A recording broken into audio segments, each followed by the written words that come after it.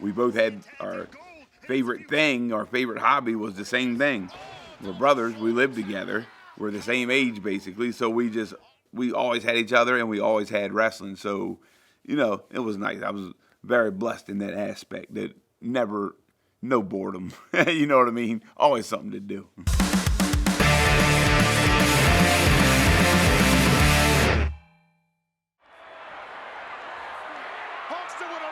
Well, we first got into wrestling just watching Hulk Hogan and the Ultimate Warrior on WWF on Saturday mornings. You know what I mean? We just watched it on TV and we loved it. And then we tried to do what they were doing on TV with one another. And that was at a very, very young age. Before I can even remember.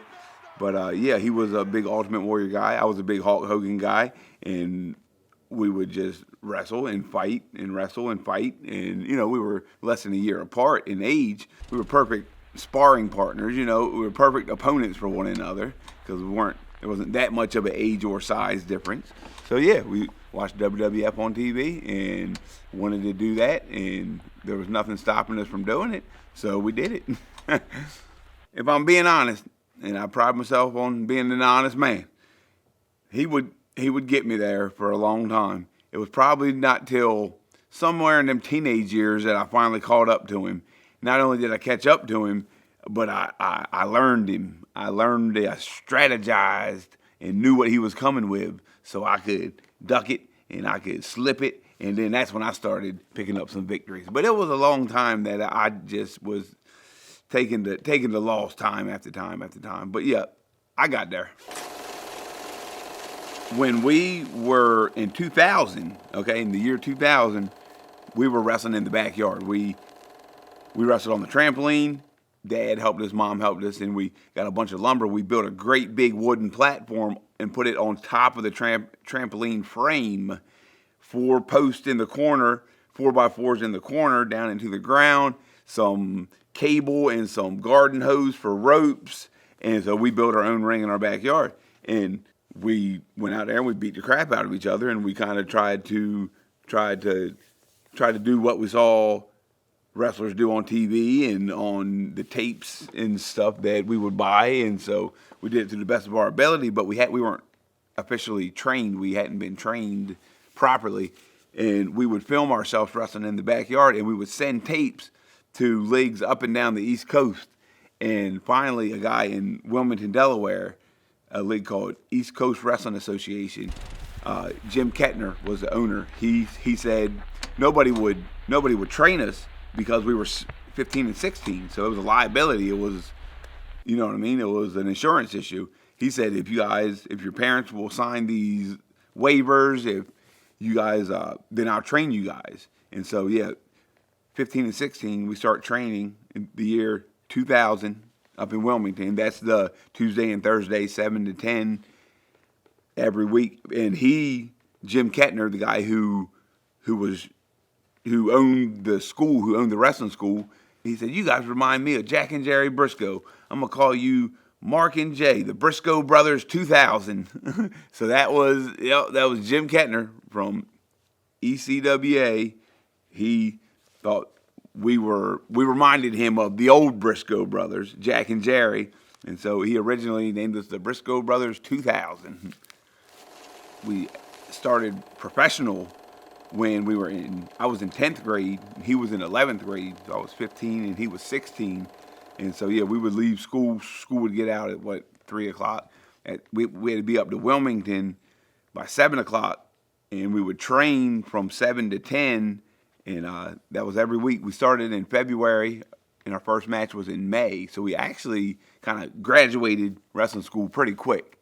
But we kept going even after our debut match. We still would go up Tuesdays and Thursdays. And when football season came around again, we'd go right from football practice, because that would be over more like 5 o'clock. So we'd have to leave football practice maybe a minute or two early, shoot up to Wilmington, train for pro wrestling, come back, get some sleep, get up, go to school, I tell you, we did our first tour of Japan when I was still in high school.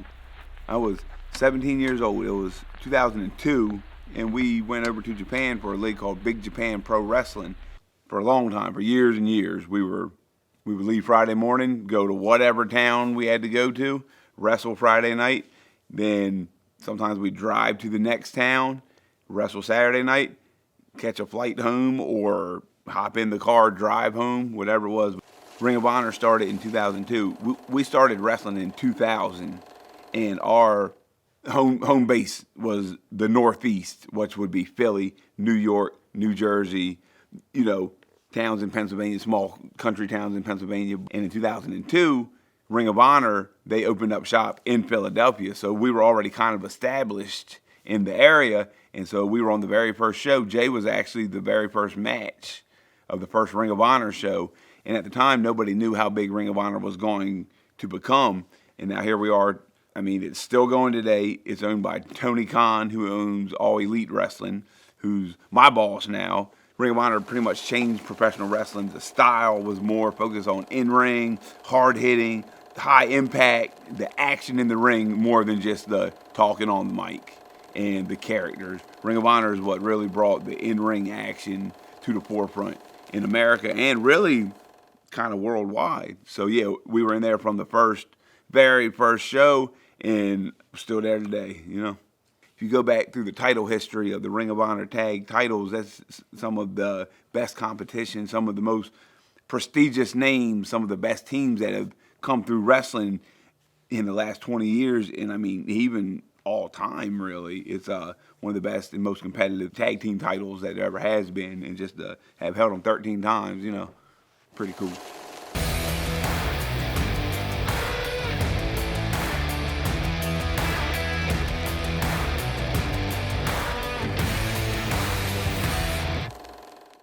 I met Mark through Jamin. Jamin met Mark because he wanted to get a pool in his backyard. And, Mark's the man, best pools around. And Mark built that beautiful pool in his backyard.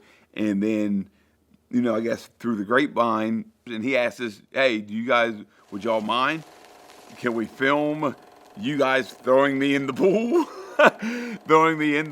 And then we'll turn it into a commercial, into an advertisement. Well, we just played off the catchphrase, why not? And it was, the whole ongoing gag was that we couldn't say the catchphrase right. And Mark just couldn't let us, he had to let us know that we weren't saying it right. And we got so damn frustrated that we couldn't quite say it right. And that he would let us know about it, that we weren't doing it right, that we just got frustrated and we'd either try to beat him up or throw him in the pool or, but at the same time, every time we thought that we got it, we were excited to let him know about it. So, yeah, that was a whole lot of fun, man. That was heck of a journey. Reach for the sky, boy.